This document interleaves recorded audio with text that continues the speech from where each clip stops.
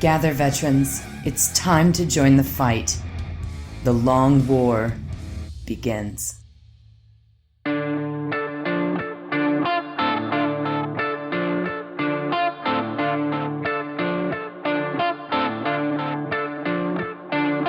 This is The Long War. I'm Robbie B, and joining me once again are my partners in crime, Kenny Boucher and Wyatt Turk from Jacket Clubs Painting. What's up, guys? Yo, dog, great to be here. What's up, guys? So I've been meaning to tell you, thanks for covering for me last week. I was hitting the campaign trail pretty hard. I mean, if you call having an eyes wide shut party in the woods hitting the campaign trail, then yeah, sure. Something like that. It's going down. I don't have to answer that. I'd like to invoke my Fifth Amendment right to self-incrimination. So you want to self-incriminate yourself? Yes. Or you don't? Both. Oh my God! You guys see was it the final season of Venture Brothers or the last one, the newest one? That was the last episode. Was a wise-eyed set party. Did you see it? Yeah. I remember that one. It was with the VR. Yeah, and VR he's like thirsty. He's like splashing his face in the big outdoor, intricately carved marble fountain, and looks across, and there's this dude washing his balls in it. Yeah. So good. It's like, yes. But yeah, a lot has happened. In reality, he's just hooked up to a fuck machine. A fuck machine. A lot has happened since we last talked. We got a lot of compliments in the last week about being one of the only podcasts who didn't lose their absolute shit over Iron Hands at Battle for Salvation. And then almost the same day, Iron Hands got nerfed in a event I like to refer to as the fucking. I kind of questioned their judgment. Did you read the little blurb in the FAQ where they're like, we kind of knew this was an issue, but we're just gonna see if it played out. And I'm just like, you guys, you just wanted to sell this book. It's cool. All right. Well, at the same time, many other game developers do similar things where they want to see what'll happen. So it's if we think that Games Workshop is paying a huge crew of people to play their game hundreds of times before they release this codex, we're fooling ourselves. We are their test monkeys. They release a book after being does this seem broken to you guys? And they're nah, it seems okay. And they release the book, and then we absolutely destroy it by playtesting it a billion times in 2 weeks. And they get tons and tons of free labor. It's worse so far. Yeah. 40, and it's standard practice at this point for game rules designers. But the fucking, which we will cover in this episode, is not as bad as it seems. So a lot of people out there are just, right out the gate, public service announcement. Trust us, Iron Hand's still real fucking strong. Oh, yeah. Real strong. You're going to see them. But for sure, feel like we should put that out there. It will be in a segment that we are covering tonight called What's New in the FAQ, IHOP edition, Rudy Tuesday or Rudy Tootie combo. Rudy Tootie Fresh and Fruity. Yeah. Oh, that should be the name of the show tonight. It should not. Iron. Really? You don't think top 3 new OP Space Marine builds or combos has got way more clickability? I don't know. I still posit that my title was the best title. In some ways, I'm a pro baiter, so I feel like you should listen to me. That's your platform, pro bait. I am pro cat and pro baiting. Excuse me, what was the last one? Pro baiting. Oh my God. The internet. What? I love it. That's the platform. I love it. That's it. What kind of baiting are you talking to, presidential candidate? Masterful baiting. So, as is our tradition, and especially in Spooktober, also known as Orktober, we're going to be handing it off to Wyatt for a thematic Would You Rather. Oh, yes. Spooktober Death Game Edition. 2 death games you must choose. would you rather be in a Saw death game or Cabin in the Woods death game? Solid. Because, okay, if we're talking Saw 1, which is one of the best horror movies ever made, the first one. Okay, so for those of you who know your Jigsaw lore, right? This is a death game made by Jigsaw and not by one of his pretenders. So that should tell you a lot. Yes. And Cabin in the Woods is one of the coolest horror movies I've ever seen. That totally, the way it shattered the concept of modern horror movies. I would say I personally think I would do well in the Cabin in the Woods version of the death games. So I would pick that. And I'm certain I would die miserably in a Jigsaw death game. I think I'd pick the Jigsaw. Just low key survive us. Yes. I haven't thought about this at all. Not at all. Yeah, or would you be the corpse who wasn't a corpse the entire time in the bathroom? That's probably where Rob would end up somehow. Yeah, so like Rob's like Jigsaw death game would be like, eat this entire extra large pizza. Oh no. You're like, oh, I could do that. And it's or like, saw through your own hand and get out of this handcuff. Tailored to like Kia to gluten. Oof. That'd be bad. That'd be bad news bears. But who would I be in the Cabin in the Woods? Because like obviously they use the ancient archetypes to appease the dark gods. So am I gonna walk through as just like the douchebag jock? Maybe. I'm sure that in some regions of the country there's like a juggalo archetype. Yeah, I'm about to say that needs to die. Like there's definitely a juggalo. Because there's multiple sites, you know. So it's like if Kenny ends up making it out, like maybe the guys over in like Korea or someplace, like they succeed in appeasing the dark gods by sacrificing everybody. Yep. With my luck, I'll end up in the Midwest tank and I'll be the juggalo sacrifice. Yeah. With the see, like if I was one of the scientists, my death game would be cannibalistic juggalo demon clowns, and I would put my money on that. That's right. I'm like, come on, be juggalo death clowns. Yes. And then Kenny just blends in with them, and they think he's one of them, and you're like, fuck. Oh my God. Real talk though. Both those movies are fucking clutch. Oh yeah. Going to be going to the Hollywood Horror Nights, Halloween Horror Nights at the Universal over here. Right when I get back from SoCal Open this weekend. They've got the new maze attraction, the Stranger Things one. I'm stoked on that shit. Oh, dope. Are you going with Bonet? Yeah. And Mark, my boy from Miami, who comes out and visits this time of year. Oh, he's coming back out? He just did the Florida one at Universal out there, and now he's going to come out here and do this one. Compare and contrast. Yeah. Anxious to see what his thoughts are. Compare notes. Solid. Like so let's jump into it. We have a lot to cover and an interview today. Kings of War with Kyle. Do some nerd shit. Oh yeah, Kings of War with Kyle. I'm stoked, man. Mantic Mantic's really coming on strong. Like their miniatures are looking more and more dope, and their rules are getting tighter and tighter. Very impressed. I mean, and also in the interview I'm going to do, one slight spoiler, he mentions that this is one of the first times they've been able to launch like a game system without Kickstarter. It's pretty dope. Which is, they said a lot of that success is because of their Hellboy IP that they got. Yeah. So that they've had a strong showing at Adepticon each year too. Yep. I mean, Oh yeah. Yeah, So- super stoked. kind It's of a good big deal. good to see companies doing well like that.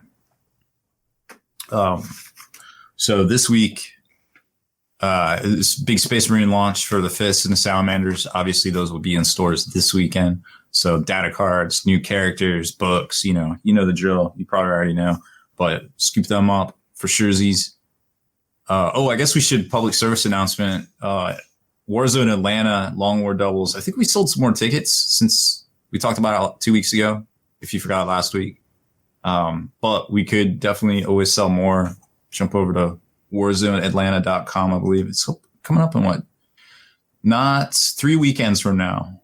Veterans Day weekend. So we'll be out there on Friday.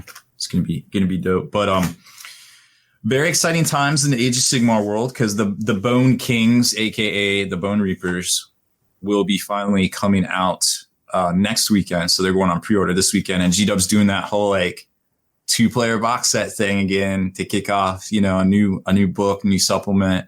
It is going to be limited edition. So if you missed out on Loon Curse, because that came and went in like a week, then this may do that. They say it's limited. Don't really know. It's $35 more than Loon Curse though, but it's going to be your first crack at getting a new Bone Reaper models and a new Ogre Tyrant in there as well. So it's looking pretty good, but they did say that all the other Bone Reaper models would be available separately. I think the week after is actually what they said, except for the special character in there. Currently, that's going to be the only way to get them for right now, but it is what it is. So the box set's going to be $195, and it seems to have about estimated 335 ish. I think G-Dub was telling people 310 or something. So they're kind of ratcheting up their price points, like we saw with the Blood of the Phoenix box, to kind of get you that stuff early. So they're kind of putting a tax on it. So,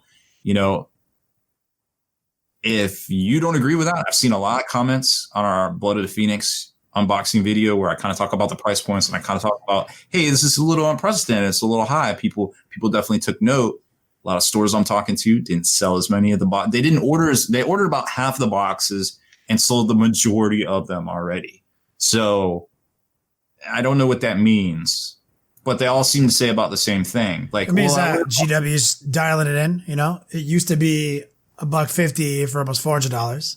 Yep. Now it's $200 for $350, and then they're gonna just kind of play with it until they find the exact maximum profit margin to continue selling these added value boxes. Yeah, and it seems like they're putting a premium on being able to get the miniatures early. And if it keeps working, we can definitely expect to see more of it. If you don't like it, vote with your hobby dollars and don't buy these boxes. So that's the only way it's gonna work. Like, a lot of people had a lot of things to say, but I'm like, what if you guys buy it? Then it's kind of moot. But it is what it is. So $195. The Battle Tome for the Bone Reapers is coming out as well for $40. Ogre Maw Tribes Battle Tome $40. If you haven't heard about that, they're basically redoing the Ogre Kingdoms again. So they're taking all the sub factions, throwing them back together into one big book. We've seen some of the rules previews. They look interesting. So far, I like what I see for the Beast Claws, because I do have a Beast Claw army that I just finished up another battle line for because they got cheaper. And I'm like, oh, cool, I can fit 4 more fatties in there. And now I'm like, crap, they're redoing everything. I don't know what to do, but we'll see. They also have a new terrain piece coming out, which is interesting so far in the rules, where you can just arbitrarily heal D3 wounds to your whole army within 36. That seems okay for free. Oh yeah, and people bitch that Iron Hands are OP. Wait, is it like every unit in your army, or like just? Yeah, everything within 36. Just D3 wounds. Ogre. Oh wow. D3 wounds. Yeah. I mean, so far it's been pretty decent. We got free summoning, Slanesh demons, and now unkillable ogres. Well, I don't know if they're going to be unkillable, because we still haven't seen how things are changing or anything like that. But it seems like they do more, we'll call them impact hits, when they roll into combat. And they might not quite work the same way, but the Mournfangs themselves are going to have more powerful attacks. They'll do an extra damage, so they're neg 1/1, but on the charge, if they charge more than 8 inches, they'll be neg 1/2 damage, which is pretty solid because there's 4 attacks each. But regardless, it's really hard to say without getting the big picture on everything. But if you liked Ogre Kingdoms in the past, you'll probably like this new book, The Maw Tribes, because it should, in theory, work very similar to how they worked in the past. But we don't know everything quite yet, but it looks good so far. So I'm cautiously optimistic on that one. New Endless Spells for the Bone Reapers are $35, and they have a terrain piece coming out that's $50. So it's a little bit bigger. It looks like it's got a bigger profile. Maybe not as big as the the Loon Shrine, which was like 9 inches in diameter. I think it's ginormous. It's like $60. This thing's $50, and then the Maw Tribe's Great Maw Pot is only $40. So it's probably a little bit smaller. And then there's some dice sets of various sizes, $25 and $35 each. The Titanicus. Let's talk about Titanicus for a second, because we all play Titanicus here. Yeah. And we're the entire world population of Titanicus players. All the Titanicus players are right here. So they're redoing the Questoris Knights box to include the upgrade sprue. And this is a solid value because the box used to be $35. Now it's going to be $40.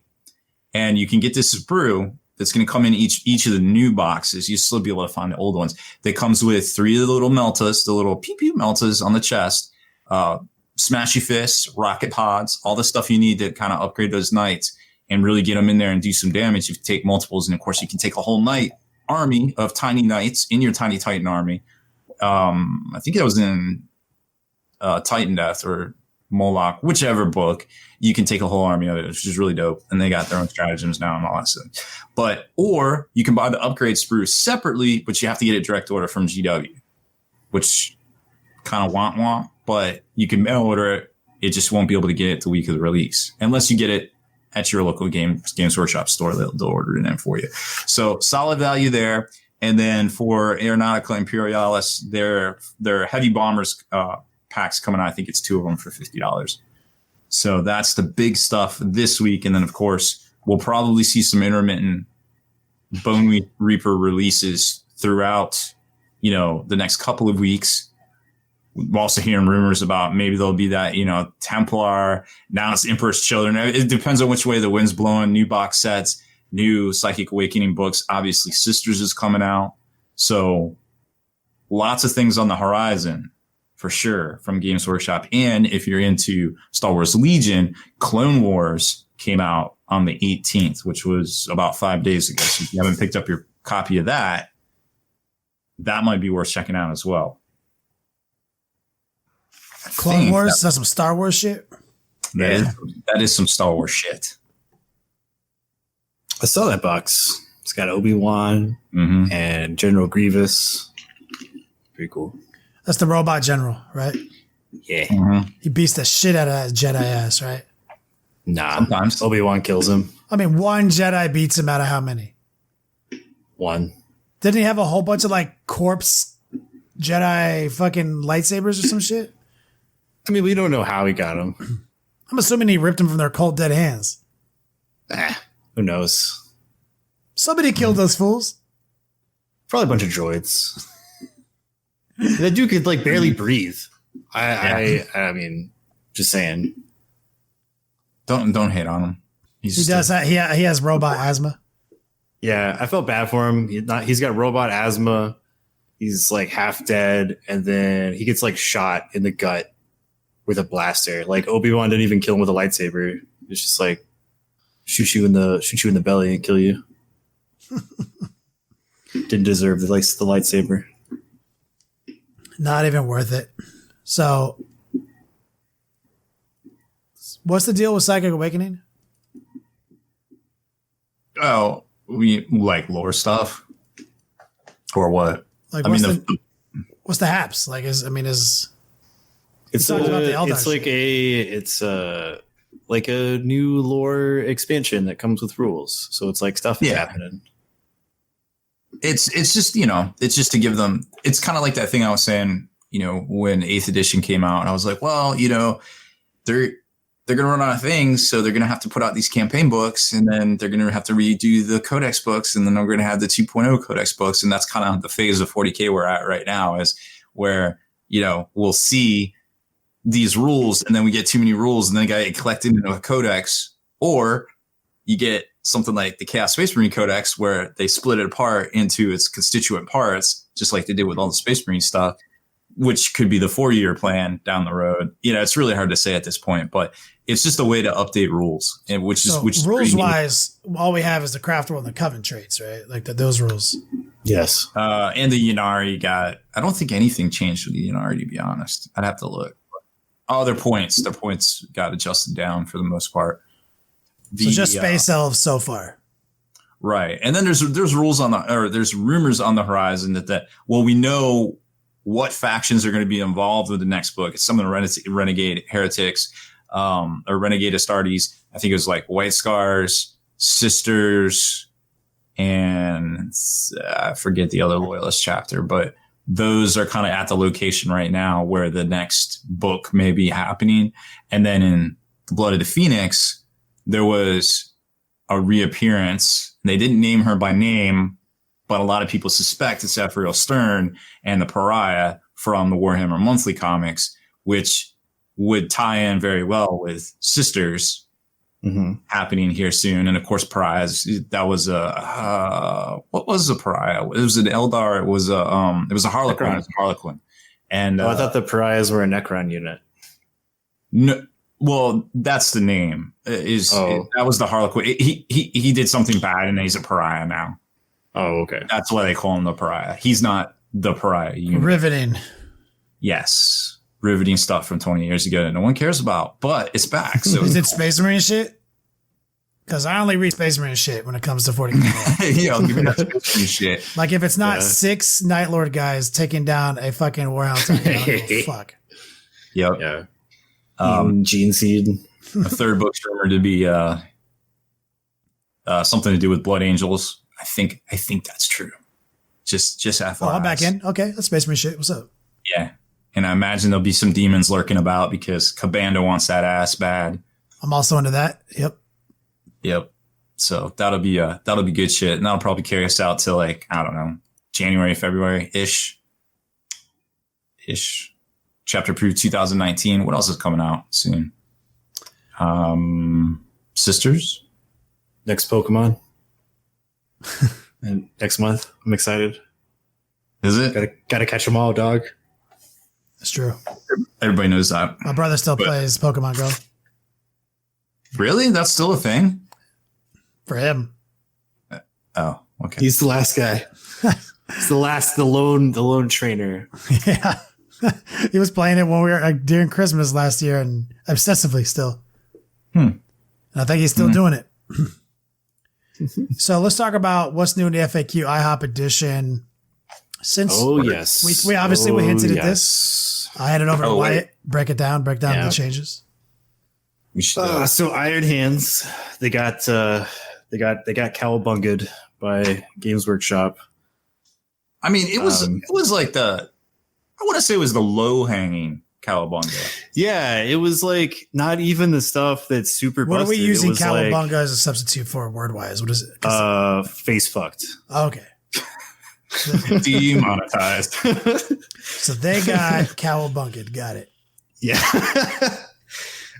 So I mean, like if you liked playing grav tanks with invul saves, you got Fun Police. The Ironstone needed to be adjusted a little bit. I think we can all agree that was a bit preposterous. Is the Ironstone the -1 all damage bubble? Yeah. Yeah, and it's like we talked about. I think what they did was the wrong. And they didn't even take it away. Like they just said like you could only pick one vehicle. And that's fine. Unit per turn, right? One vehicle. Yeah, but it's vehicle only. So my issue with that is I think that it was too strong when it was all vehicles all the time. I think that it should have been revealed once per battle. All vehicles. Ooh. It's just like it's still like super solid because it's like one vehicle every turn. Yeah. I mean, it is. It's just that I liked it when it was a bubble effect. I liked how powerful it was, and it's something you get essentially for free. I liked it being strong, but one use only item like the Dark Matter Crystal and the Forbidden Gem, two really powerful chaos relics that are one use only. So I was like, oh, I like it. I love it as a one use only item. As a one vehicle item, it definitely is completely different. And now there is a discussion if it's even something you want for your army. Before, people were making armies around how powerful that relic was. So this is ultimately, this is ultimately still good and still worth taking, but it does actually kind of open the pathways to better discussions about what's powerful.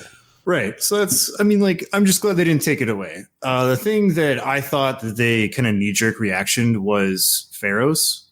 So instead of like increasing his points, they changed his invul save to infantry, which like nobody cares about.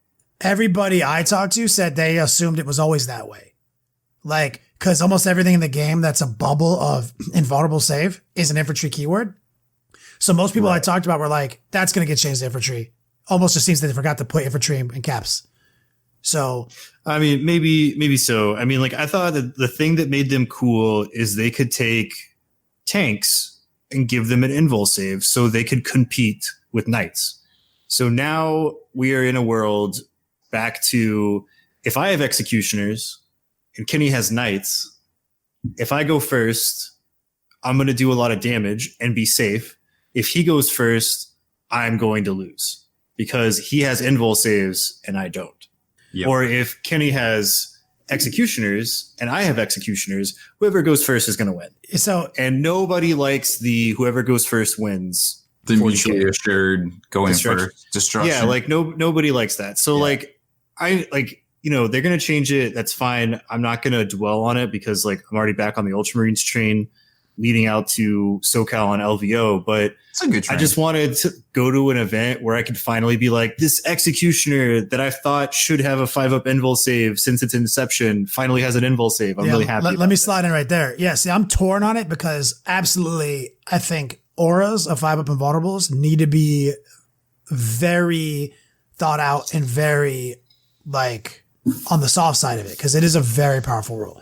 So one side of me is torn because I agree with you. I think, as a matter of fact, all vehicles, all tank chassis in Warhammer 40K, like that, like there should be a keyword that is like heavy something or whatever. That pretty much any tracked vehicle that's heavily armored literally has a 5-up invulnerable. I think it's ridiculous that they don't. I think pretty much the baseline stats of a hard tank or even like a wave serpent, because they're fucking burly, should be a 3-up 5-up. I don't think anything should have a 2-up 4-up.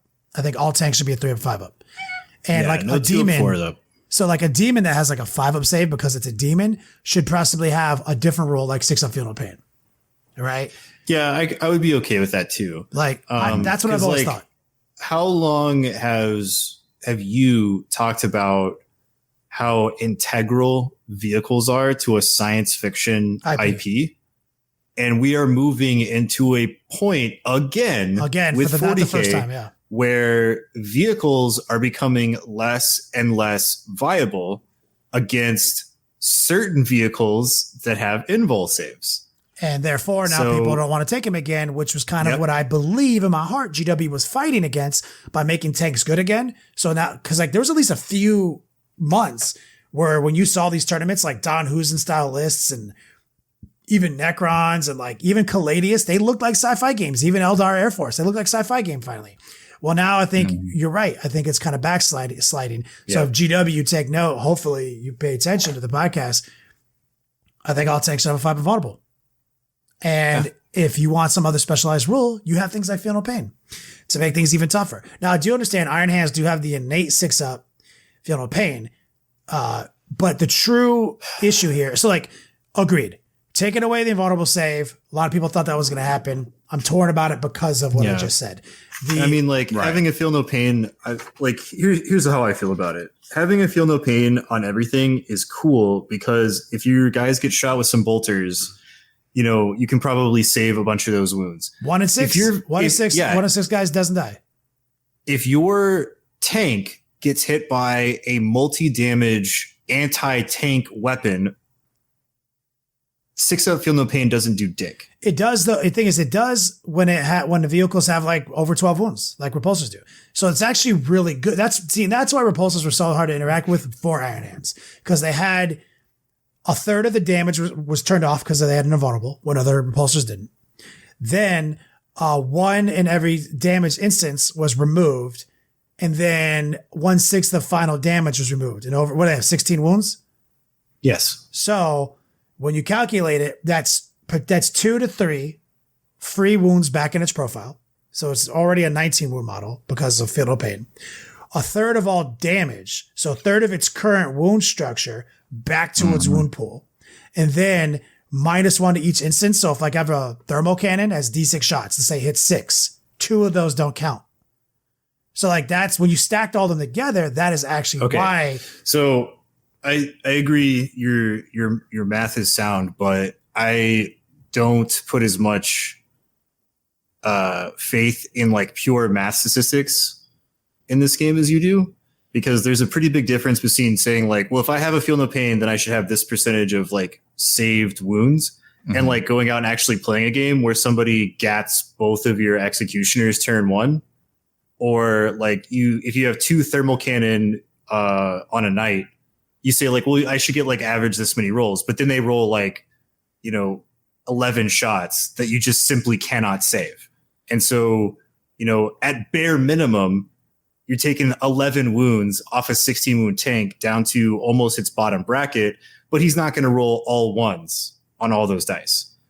So it's dead. But that's where the Ironstone was so strong, because so like, let's say I got 11 hits and you saved 3 of them, right? Or there's no saves. There's no saves. Oh, now there's no saves. Now you're fucked. Yeah, there's no saves. That's why the strongest line of defense was the first line of defense, the mitigation of 33% of the damage. And that's why I believe all tanks should have that rule. And so the reason so here's the thing. Until GW says all tanks have that rule, it is OP that only Iron Hands had it. So like they need we need, or in custodies, we need all tanks need to have that fucking rule, because then we want to play them again. So now they took it from us. So even though they took that and they took the Ironstone from you, how does that affect 2 of the strongest lists that came out of Battle for Salvation? It doesn't whatsoever. And that's the kind of the funny thing, is that like this codex, which we praised for allowing units that were previously considered unplayable to very poor to very niche to actually be good, it took a lot of that away. Yeah. In that like repulsors are really cool if you're not fighting a triple knight list or another list that can just shred tanks, or you go first. And to be fair, a triple knight list is just as obnoxious. Yeah, triple knight lists are like everywhere, and Imperium and Chaos can do it, so it's like double the fun. So I really liked what they did, because I was like, you can finally take repulsor executioners and feel a little bit safe when you go second, because you're not going to go first every game.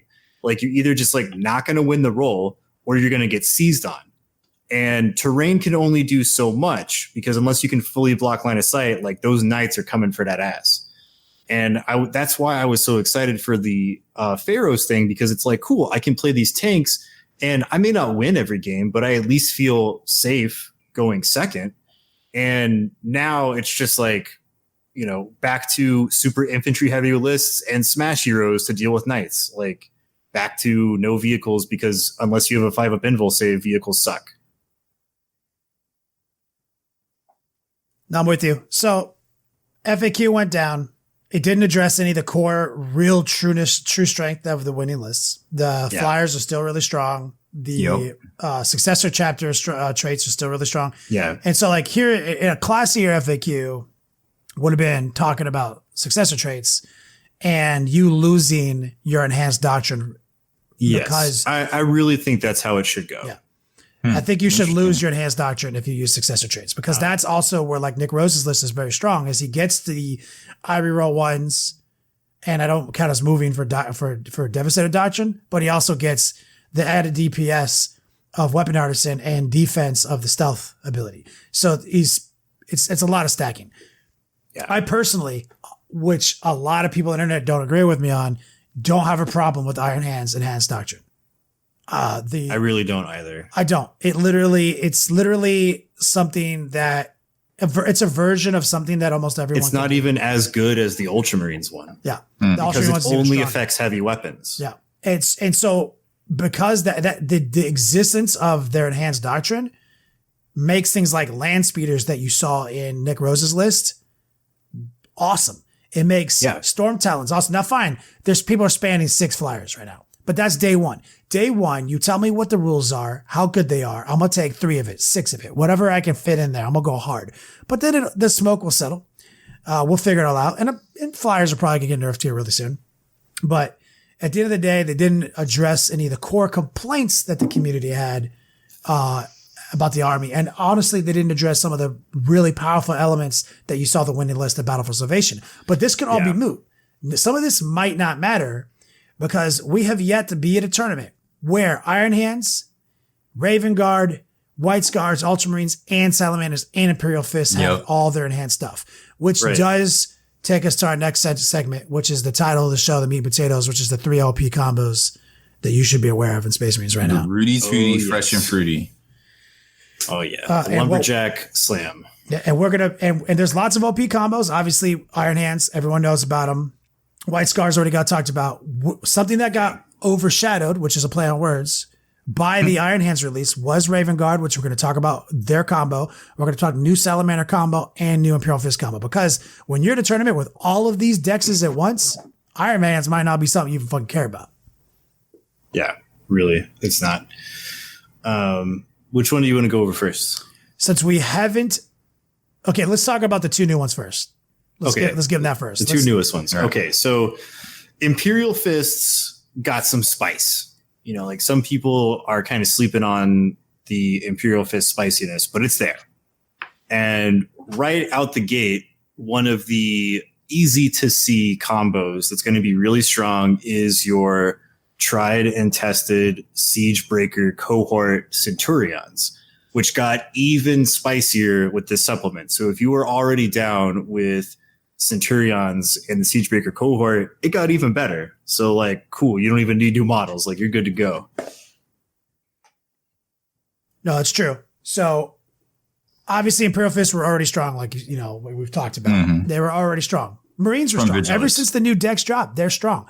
What we are looking at, guys, is a really good set of rules that's powerful that all these Marines get to use. They get to draw from the same strength, the same units, the same core stratagems. And as we've talked about since the inception of 8th edition, stratagems are a paywall, right? Command points are your currency that you access the paywall, and what you get is your special rules, okay? Yeah, they're your combo meter. Yeah. And so you have to spend your resource wisely. And and I've always preached that we should have more across the board access to what we now understand are the strongest strategies in the game. Now that we've been playing the game for a couple of years, we know that things that are like +1 to wound, fight twice, shoot twice. There's a list of really powerful that I wish everyone had access to stratagems. And I think Marines is kind of ushering that wave in. You're seeing some really classic reskin stratagems being applied to these dexes, to these new supplements. So let's talk about Iron Hands. Obviously, they have their cohort, which is a big deal because people are also getting their formations now, which is like another type of paywall, right? To access. Imperial Fist, right? Imperial Fist, sorry. Okay. I was like, wait, what? I'm going to go all over the place because so many things. So many things. So you have like this other paywall that you can buy access to give you these new keywords. So you got to spend resources wisely, right? Imperial Fist which is hard to do because in the Marines, if you put in battalions of light guard or whatever, you lose doctrines. Yeah, so it's a very fine line between having lots of CP and really strong units, because the really strong units are very points heavy. And what we like to talk about a lot in like tactics discussions is a lot of times find something you like, figure out the dopest stratagems, and build your army around that paywall. So we're going to show you a combo right now, which is probably not new to many listeners, but if this is the first time hearing it, you may have seen on the internet, like, how did 50 mortal wounds to a knight? How's that possible? Well, it starts with their chapter tactic, which we'll go over. They're going into the cohort, one of their specialized stratagems, and it just gets more heinous from there. So we'll start with their chapter tactic, bolter drill, and then let's talk about the cohort.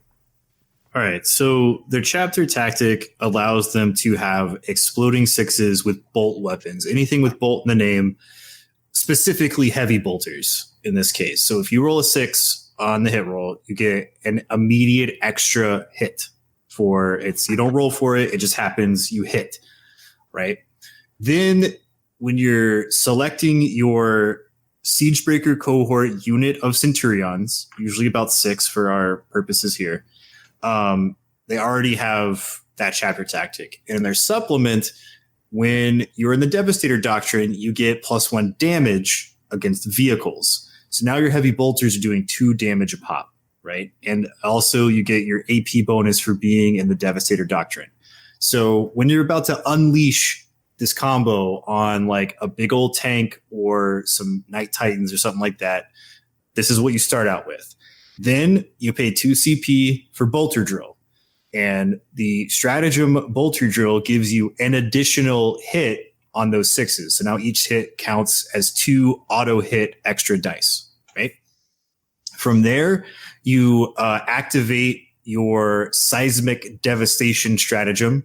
It's 1 CP, and it allows Siegebreaker cohort keyword units to deal mortal wounds on wound rolls of 6s. And this is really important because a lot of stuff right now says unmodified, but this does not. It's still unchanged.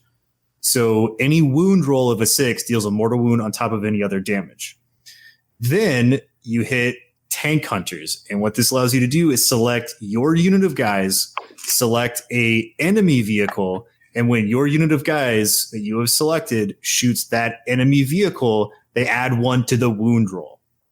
And you can also combo this with Chaplains for +1 to wound, but that's not always super easy to do because it has to be closest model. So we'll just do +1 to wound for the sake of this, right? And so we'll run you through the math right now.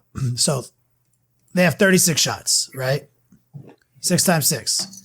Yes. So 36 shots, because you're going to have Tor, Garadon, you're going to be hitting on 2s, re-rolling, right? So realistically, you miss 1 shot. So you hit 35 times. So 35 hits. Now we're going to go with no exploding 6s, no Bolter Drill exploding 6s, just 35 hits. 35 hits with +1 to wound. So they wound on a 4 against the Knight, but if they roll a 6, now modified to a 5, it's a mortal wound. So right at the gate, it does 11 mortal wounds to the Knight and 17 actual wounds that it has to take its Ion Shield save against, which do 2 fucking damage now. So it fails 8.5 of them, roughly, but they're 2 damage now. So it does 17 actual wounds plus over 11 mortal wounds. So it does over 28 damage to a Knight. That's without Bolter Drill, without their chapter tactic mattering, without their Hurricane Bolters firing. That is just a cohort stratagem plus Tank Hunter. That's it. They literally will do 28 wounds to a toughness 8 model that has a 4 of invulnerable. And it just gets worse as you pile on the stacks. So that is the deadly combo that is on the world right now on the internet. People are talking about. You can get that wound roll to a 4, which is something they're talking about, which means also your Hurricane Bolters benefit from it too. So people are spitting out math that's about 50 mortal wounds in addition to all damage. So basically kills any unit in the game.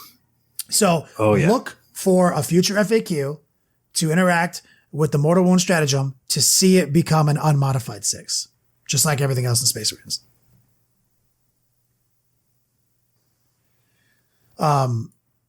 Going into our Salamander spice. Salamanders look real strong. OP Salamander strat combo. All right. So the Salamanders have their Master Artisan thing, which is pretty cool. And we have the book. We actually have the book rules available to us so we can read these stratagems word for word for people, right?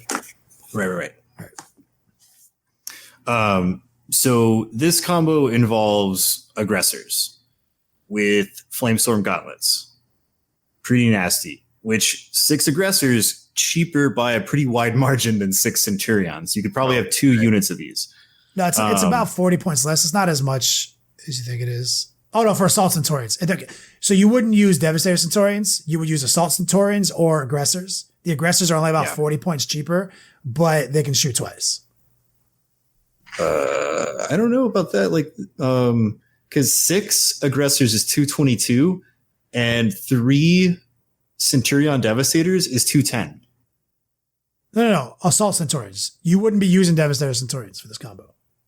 Okay, I thought you were comparing Devastator Centurions. No, there's two schools of thoughts right now in Salamanders. Right. You run a unit of Assault Centurions with double flamers, or you run a unit of Aggressors with the flamers.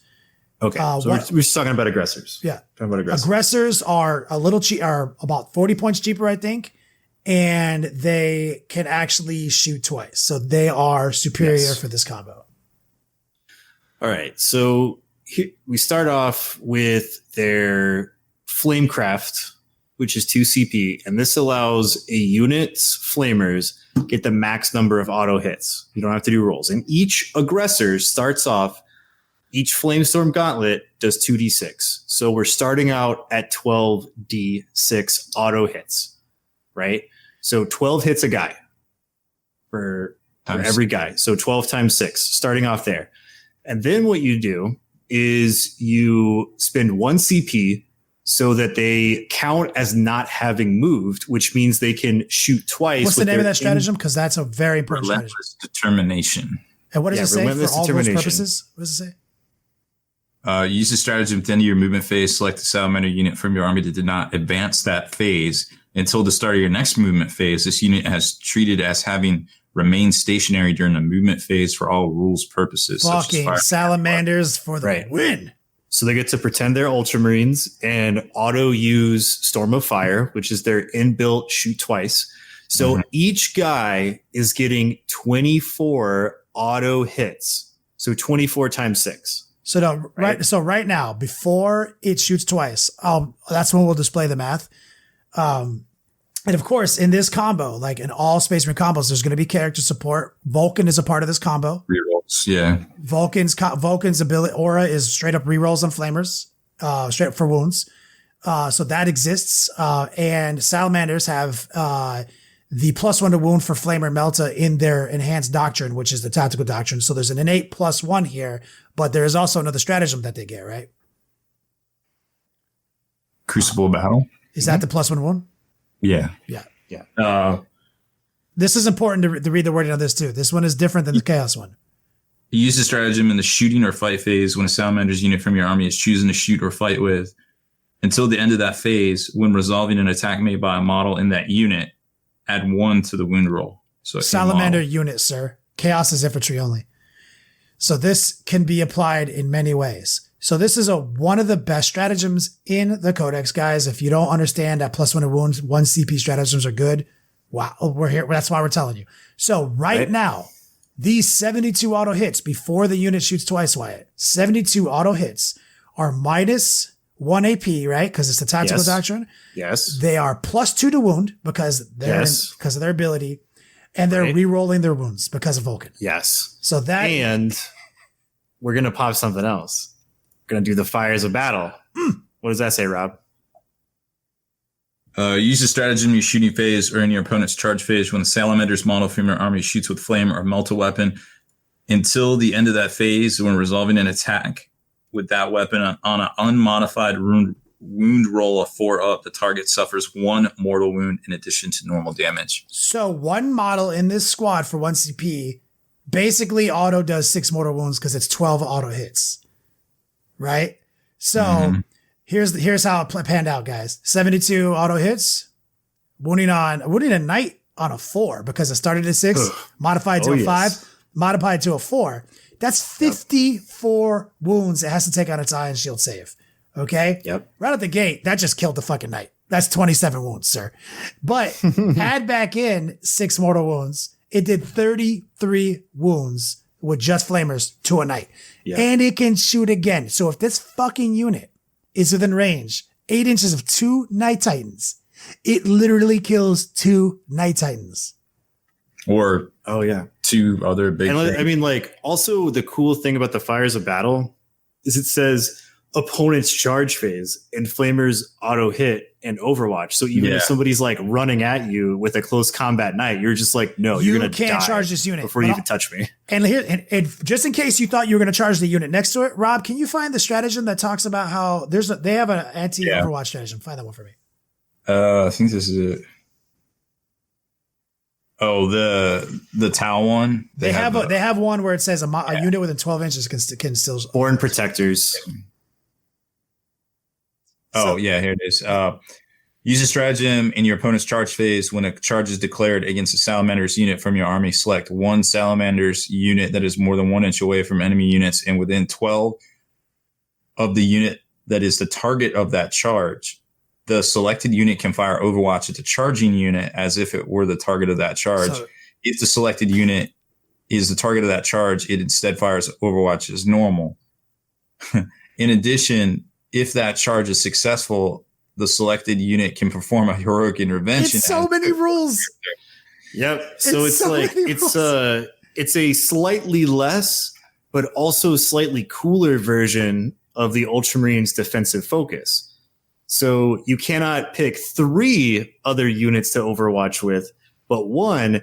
And if they don't actually get touched in the charge, you could heroically intervene with that model as if it were a character. Mm-hmm. So also hit me with, there's another one in there where flamers count as pistols, Rob. Can you find that one? Oh, yeah. Then let's say they make the charge with a nasty unit. Okay. Yep. Use a stratagem in your shooting phase when a Salamander's unit from your army is choosing to shoot with. Until the end of that phase, change the type of all flame weapons in models in that unit are equipped with to pistol. So let me explain this to you. So let's say you get in there, all this shit goes down, and you kill like 3 of my aggressors, and there's only 2 left. Now it's my shooting phase. I'm going to make them pistols and do everything Wyatt just fucking said again to the unit I'm engaged in. And just flame my way out of the fight. Yeah, no reason to even fall back. You can just right in their face. Flame your way out of the fight. It's just ridiculous. And you might kill them and then still shoot again because you haven't fucking moved. Get the fuck out. You have to do it in your shooting phase, though. Yeah, you shoot in close combat in your shooting phase with pistols. Well, yeah, you're right. Yeah, so it's my shooting phase. I have 3 lone survivors. They're pistols now. I'm going to do the same thing, max my damage out. I'm going to be +2 to wound, going to re-roll the fucking wounds, kill you, going to shoot again because guess what? I haven't fucking actually moved and do it fucking again. They are ridiculous. That unit is ridiculous. Oh, now, yeah. I already saw some chats, and we normally don't come. How are we going to get them there, Kenny? How are we going to get them there? How are we going to get them there? I'm so glad you asked. Rob, can you read the heroic sacrifice, please? Sacrifice. Use a stratagem at the end of your opponent's shooting phase. Select one Salamander's infantry unit from your army. Until the end of that phase, enemy units cannot target any other infantry units from your army that are within 6 of the selected unit, unless that unit is the closest enemy unit to the firing unit and visible to it. Do you remember way back when I said, wouldn't it be cool if we all got to share in the most powerful stratagems in the game? Do you remember that one stratagem that Death Guard have that every Death Guard player uses on their Blight Lord Terminators called Cloud of Flies? I remember. You're familiar with it, right? Remembers. And so how you can't shoot at them because they're basically a character unit now. What if it was that, but it was 6 inches around a guy, right? But then you'd be able to shoot that guy and turn it off. But what if that guy himself was a character and had less than 10 wounds? And what if he was out of line of sight? I guess you could target him unless you're Eliminators and Raven Guard. So let's say this aggressor unit is also in an army that has 6 units of scouts because it's a brigade and they're all infiltrating around you and you're never going to be closest to them, so you can't fucking shoot them. Oh, man. So sounds pretty good for getting aggressors up the board. Oh, yeah. Nah, they'll never get there. So basically, that is your Salamander OP combo. There's more to unpack there, guys. Obviously, go to your Beats Lab, figure out how to best utilize all these stratagems in the strongest way too. But I personally feel that a Salamander list should have one of each type of aggressor units. Standard bolter pattern, and a flame pattern. So that way your bolter guys are doing things as you're moving forward, and then when you get to the action, now your flamer guys take over. Really strong stuff. Salamanders, we've been talking about them for weeks. They are the fucking real deal, Holyfield. Oof, yep. Super strong. So let's go to somebody who got overshadowed in the midst of Iron Hand's OP this week, which is Raven Guard. Raven Guard are going to be the talk of the town at SoCal Open, which is this weekend. Me and Wyatt are going to be there trying to survive the Raven Guard domination. Raven Guard. I'm playing the best Space Marines. I think I'll be fine. So I had a phone call today, guys, with Pablo Martinez over at Chapter Tactics. Also had a little back and forth with Don Husen on Facebook and Andrew Gagno, just so I can feel out Raven Guard a little bit, to just do my due diligence with 3 community leaders, people who talk about Space Marines a lot. Raven Guard are going to be popular. And some people are going to be spamming 3 units of Assault Centurions, but I agree with Pablo. He thinks it's 1. Just take 1 unit. And so there is a Warlord trait called Master of Ambush, which we talked about a few weeks ago on the podcast, which allows the Warlord to drag another infantry unit across the table before the first battle round and infiltrate them, which is a standard 9 inches from the deployment zone move. And you already have heard that people are doing this with Assault Centurions. They are basically dragging this unit to start 9 inches away, which Pablo mentioned helps exploit the one weakness, which is a 4-inch movement on Centurions. Yep. And just like many top players, they're preaching the successor chapters, hungry for battle, which is +1 to the charge.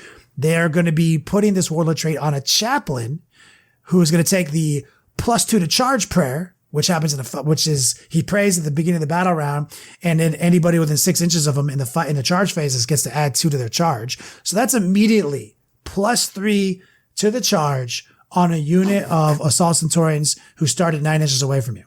Some people are also preaching the Raptor character. What's his face? Lias Isodon. Isodon. Who also gets to drag people across the table, but not Centurions. But he also has another +1 to charge ability. So you potentially in this configuration might see a unit of Assault Centurions move up 4 inches and add 4 to the charge. Hit you turn 1.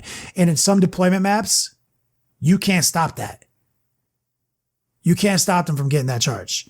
So this is a really aggressive way to play this army while supported in the backfield by some of the classic Space Marine units. Some people are going to be running 3 of these units. They have also deep strike stratagems.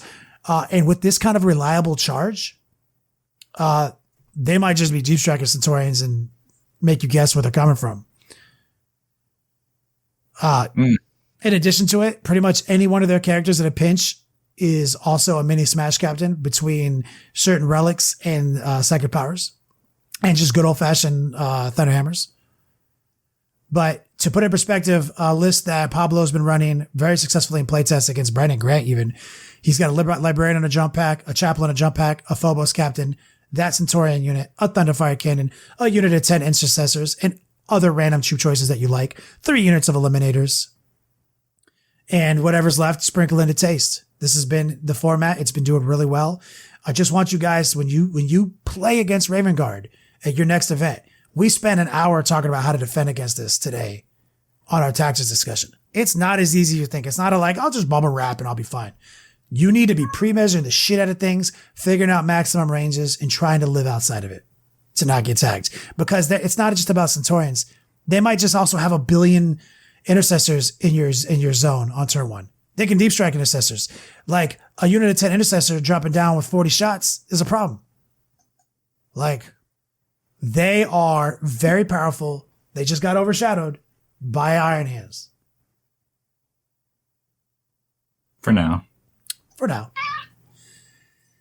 Whew. Spicy. So I was trying to get through that one quick because it was less. A lot of cowabunga in there. Yeah. Cowabunga City. So before we move on to our interview, I think we have a promotion, Rob.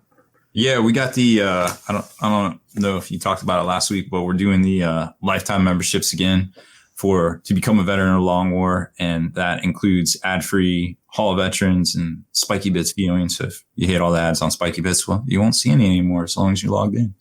And you also get a free jersey and or t-shirt. I'll just email you a little voucher code, and some of the big boy sizes and some shipping's a little extra, but basically the way it works is you sign up for the lifetime membership and you receive a $35 discount code on our web store to get the new jersey.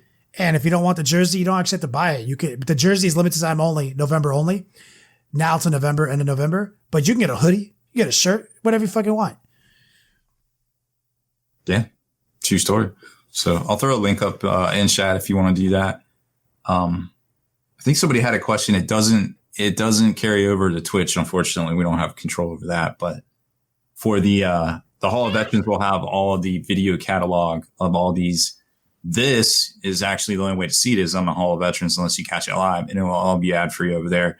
Early access videos from Kenny and me, and of course the podcast and the webcast that you might not catch. So that'll all be over there, ad free, and ad free spiky bits, because who doesn't like ad free? Yeah, fuck those ads. Yeah, seriously, fucking baiting ass motherfuckers. Masterfully.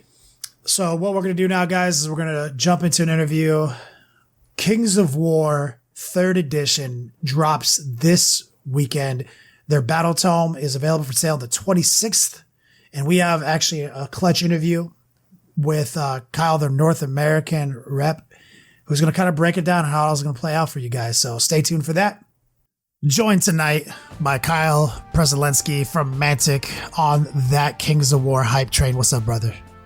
How's it going, man? Thanks for having me. Man, we've been like ships in the night for the last month, and finally you're here. We did it. We actually finally accomplished this. That's kind of a big deal. They got me busy. I'm going all over the place doing all kinds of things, and just the fact that we were able to do this is really nice for me because I actually have a vacation planned next week, and I'm going to be gone right around the release of this. So I've done all the hard work, and it's time to party. Yeah, and we'll play the game. And so for you guys listening at home, Mantic, near and dear, been a big part of the Long War Next Level painting for years now. I think I actually used Mantic zombie conversion packs, I want to say like in 2010, to make my Plague Zombie 6th edition Chaos Army on Secret Weapon Miniature Corpse Field bases. Like 120 of them.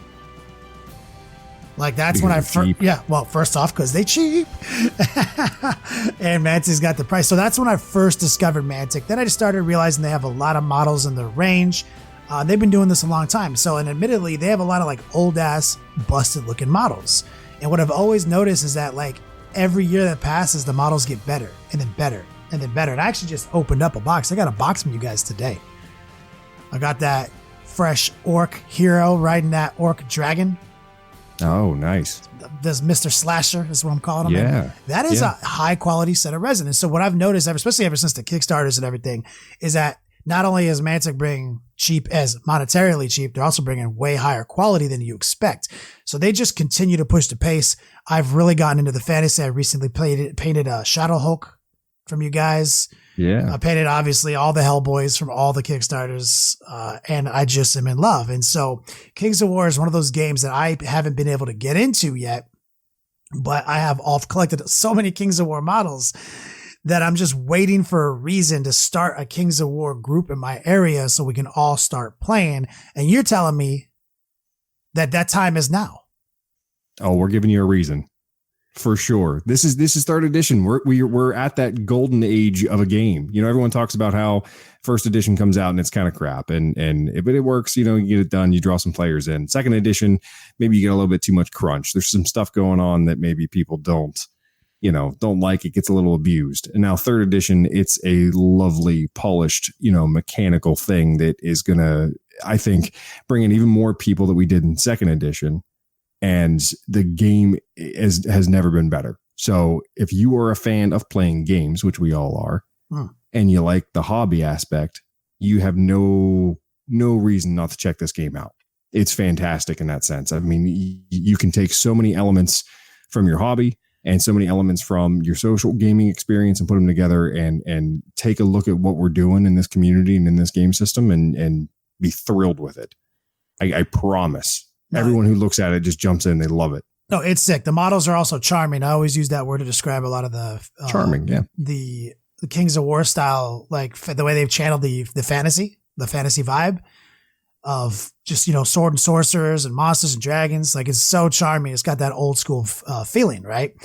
And that's what I've always noticed about it is, when 40K kind of, or I don't even know how to say it. Like when 40K itself AOS'd itself or AOS, 40K'd itself. I don't know. Like when fantasy changed to AOS and then we're talking about, Games Workshop and then 40K kind of followed suit. It kind of seemed like that there was this huge void created in, the fact that Games Workshop is the biggest, miniatures making company with the biggest game in the business.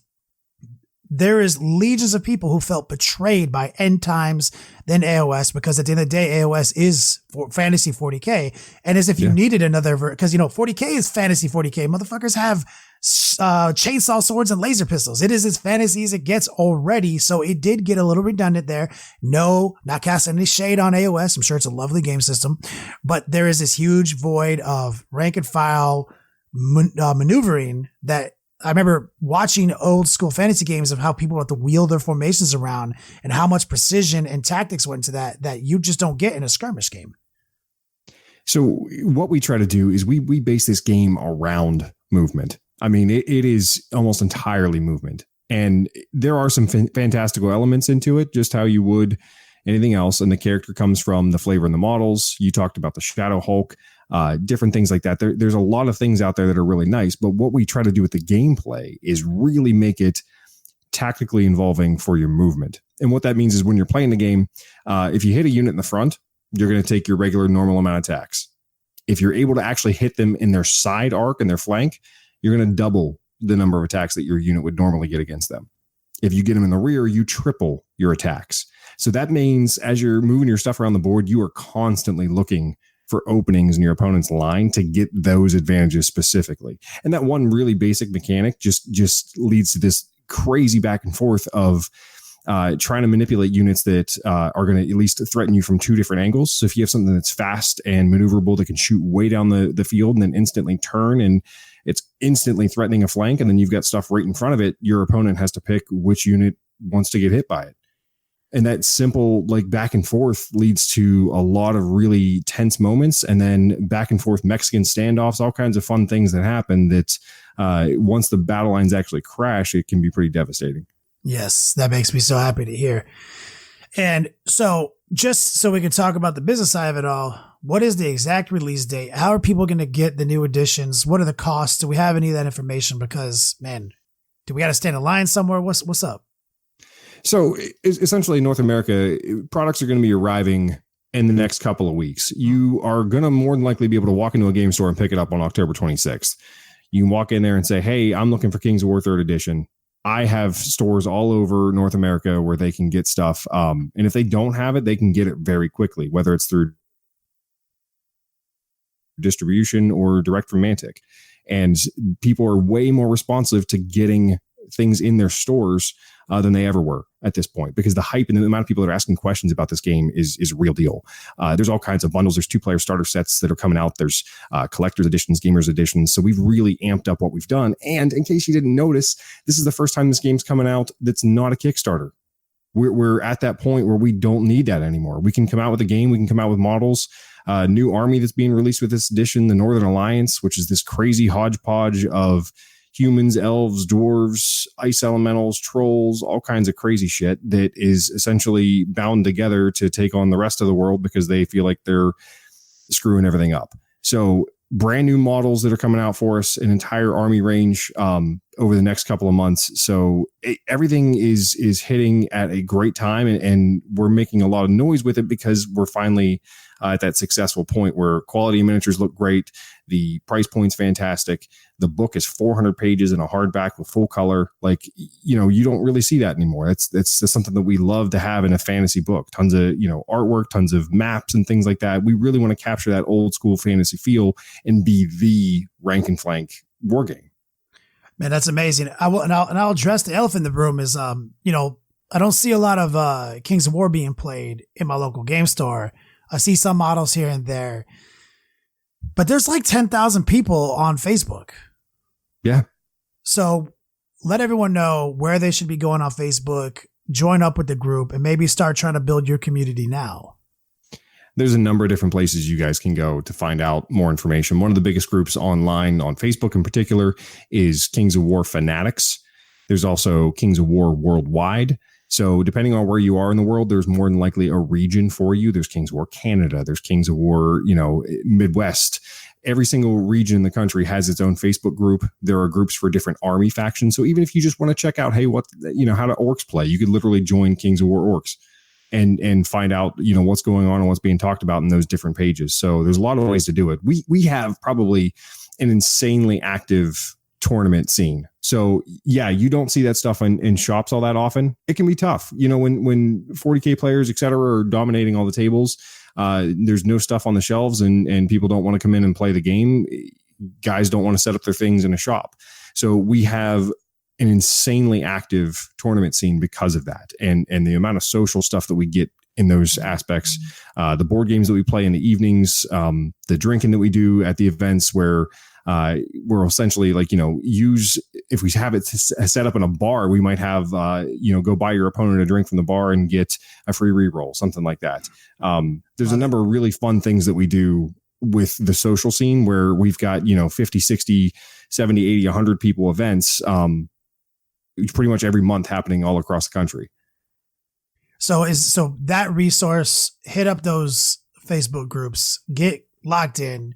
And I love to hear that because being obviously a prolific hobbyist myself, I'm a gamer first, man. I go to play and win and crush my enemies on the table. That's my favorite thing. I like to do it with beautifully painted models, obviously, but I love to go to places where people are playing and play with new people and try to win. And I think it's the height of the hobby experience. You buy your models, you read your stories, you get really hype on it.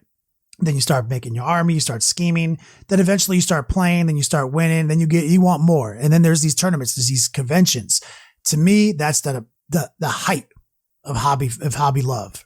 And so I love to hear that Mantic is fully supportive of their active competitive scene and is down to talk about buy your opponent a beer. Yeah.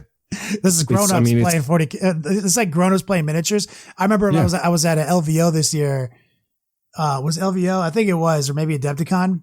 And the GW booth was streaming, and they were audibly careful about not referring to any drinks they were drinking as alcoholic. I was like, come on, man, we're grown ass men.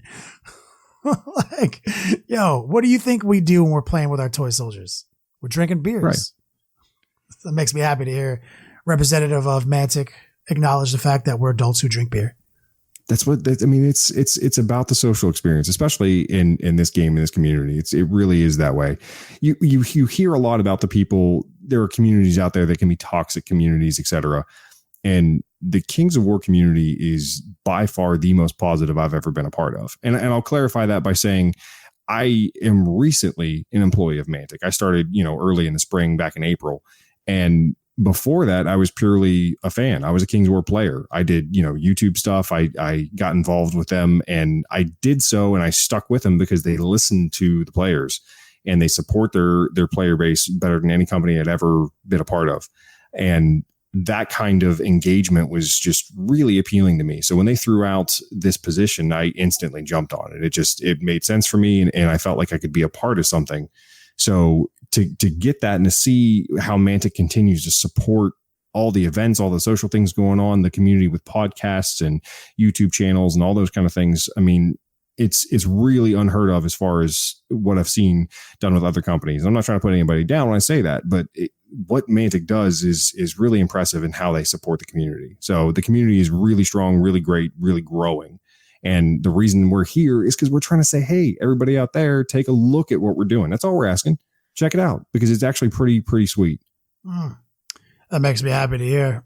Shout out to my main dude, Martin, over there at Mantic. He's been my dude for 3.5 years. I've only got to be in the same room as him once at an Adepticon. But if it wasn't for him, I wouldn't have even known what was going on with Mantic. We just started talking one day. Then we started sharing models. He started sending me some stuff to paint on stream. And then I can almost not think of a time when I haven't had Mantic in my gift bags, Mantic in my lineup, it is such a cool company with such cool models and some of the hypest IPs. I mean, you don't get it twisted. You guys had Hellboy. That was so hype. That's what a boss move, man. And that's also great to hear that, you were a fan who became, who started working with the company. That's so cool to hear. you're probably having a blast. I imagine that you get to do all. I mean, you obviously work your ass off, but I mean, I'm sure it's just awesome to work in the hobby. It's fantastic, and even as someone who, I was more in line with 40K, fantasy, that kind of thing, and Mantic makes a number of different game systems that I wouldn't have looked at if I hadn't done this. Getting to go to Gen Con and different things like that, and demoing Hellboy and getting into Hellboy and understanding how that game plays. It's an amazing game. I mean, it's a really fun game to play. I don't know if you've actually had a chance to play it, but it's outstanding. I think I got the box before I think anyone in North America did. Yeah, you probably did. I did a giveaway for a slightly used box of Hellboy of Kickstarter miniatures because I had to open it first, obviously. I do not blame you. Hellboy was a big turning point for us because we were so successful that it enabled us to kind of get a foot up on everything else, and we're still using that to grow our other systems. And you can see that with Kings of War. The Walking Dead is still doing very well for us. That's another big IP. Oh yeah, I love that one. I have a box right here. So I mean, the games that we make are really, really good. They're just good, fun games to play. Kings of War is the cleanest game system I have ever played. It is one of those things that it's a cakewalk to pick up. You can read the rules once, just kind of walk through it and be like, I got this, I'm good. We see demos all the time where that's the case. You walk somebody through one turn and they're good. And then, they end up going to a tournament, and then it takes masterful play to actually be good. I've always said, if you can simplify certain elements of a game, you can actually make the game more expert. Like I always use HeroClix as an example. They threw a grid in there, right? Movements on a grid. And it's very simple, but it creates advanced strategies. When you simplify certain things, it actually does make the gameplay at a higher level, which I love in your guys' game system. Let me go back a second. So this is October 26th. I don't want to forget. I want to reiterate that. October 26th is Kings of War 3rd edition. Kings of War, to bring it back, is a rank and file OG style fantasy game. Now, we are mostly a 40K podcast. We talk about as much competitive stuff as we do marketplace watching and hobby stuff. But what do you know, to your knowledge, what the next big known event that Kings of War will be played at specifically? When's the new edition drops? Do you know of where someone's going to be playing a 3rd edition Kings of War tournament? The big one would be the US Masters. And that decision for the community to switch over to 3rd edition so close to the drop was a huge thing. I mean, anyone that knew Warhammer Fantasy knew that the US Masters was a big competitive scene. And these are the exact same people that ran the US Masters, back then. So the same group of people that were doing it at that time, who were incredibly skillful players, have switched over, and it's taking place in New York this year. And one of the best things that we're doing is they switched over to 3rd edition right away, which was very surprising, honestly. And then also, not just the invitational aspect of it, we are hosting a open event parallel to it. So we have enough space that we're literally hosting an open, non-invitational event so everyone can come all at once and celebrate that 3rd edition and kind of the peak of the game. So Masters is going to be 64 players with the 8 people from 8 regions who qualified top all throughout the year. And then the open event that's next to it is literally anyone can come hang out. Like we said, drink beers with us and go out to dinner. We do all kinds of amazing things, board games, side games. Lord of the Rings was played at one event I was at recently, all kinds of stuff. So it's not just Mantic games that we do at these events. It's a ton of really engaging things. I'll be there to help support via Mantic. So it's a great thing that is going to happen. I could probably get you a date here on exactly when it is, but it's going to be in February of 2019. The winter is kind of a break. 2020 or 2020. Yeah, sorry. The winter is kind of a break for a lot of major tournaments, but there are a couple of big ones. Like there's ones here at the end of October. But that's pretty much it until next year. Oh my God, this sounds so hype. So early 2020 Masters 3rd edition Kings of War. So this is the information I needed. Now that means I got to get my 3rd edition Kings of War army. I got to figure out the most OP shit. I got to go on the forum. I got to go on the Facebook groups. Got to figure out what's OP. and I got to get the sickest army together. I got to go to the open because there's no way because I'm not going to be in one of these top 8 region things. And I got to go in there and smash this open. That's my move. 2020, Katie Boucher, the open champion. There you go. If you can do that, I'll be impressed. As long as the Shadow Hulk is OP, I need that guy in my life. He's pretty good. Yeah. He puts the hurting on some people. Good. Cause he's my favorite model. I need that dude. Also love the Despoiler. He's pretty cool too. Can they be in the same army? Technically you could ally them. That word. That's my whole army. I don't know what I'm talking about. Anybody who is actually totally knowledgeable about Kings of War, they're like, God, Kenny, you're gonna get crushed. You're gonna get crushed.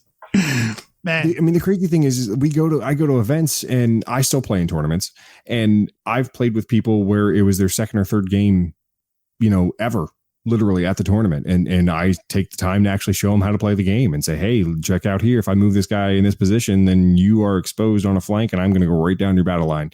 How are you going to stop that? And walk them through how to play the game better right there in the middle of the tournament. And that's a totally normal, acceptable thing. So we're very welcoming to new people because we want to grow the game and we want to grow the community. Got it. So I'm going to amend my goals. My third game. I still kicked his ass. my third game of Kings of War 3rd edition will be at the Masters. Because that third game is a charm. And then I'll just going to go on the subject. I'm going to just go with the theory that like each one of my opponents is going to walk me through how to beat them. Yeah. If you just pretend like you're new, then you'll get all kinds of openings. Oh, I love it, man. Yo, Kyle, that's hot. So October 26th, you guys heard it, man.